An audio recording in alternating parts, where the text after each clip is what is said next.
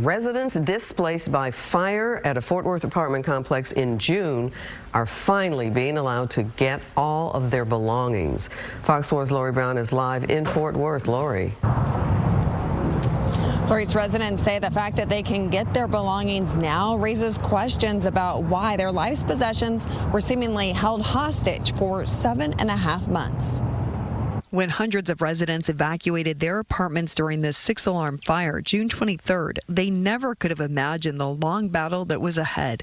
3 days after the fire, the Cooper briefly allowed Alicio Acevedo into his apartment to retrieve his father's ashes. A little hope. Now that we grabbed some of our stuff, we can have an idea of how our apartment is. But after that day, the apartment management company, RPM Living, refused to allow him and hundreds of other residents with undamaged units to go back in, at times citing safety concerns. 1 month after the fire, one resident took matters into her own hands, running past security and then dropping her belongings over her balcony. There's no damage in that unit, no damage in the hallway. There's nothing wrong with it. My AC is on, my power is on. RPM Living later agreed to provide just 3 boxes worth of belongings to residents, but Acevedo refused to give up on getting the rest of his belongings and furniture.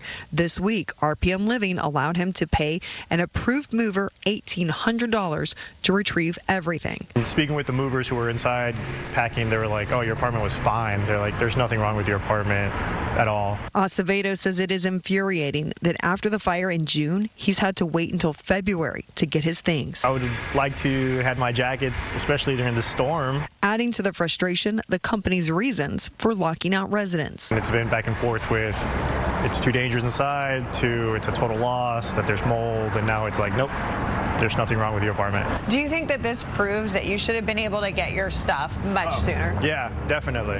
And I feel bad for the people who now actually do have mold or there's stuff wrong in their apartment, because maybe it wasn't as bad the first couple weeks.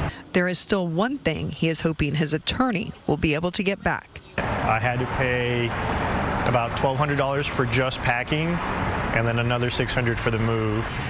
That's a lot of money for me. We reached out to RPM Living about why they waited so long to allow residents to retrieve their belongings. Once again, we have not yet heard back.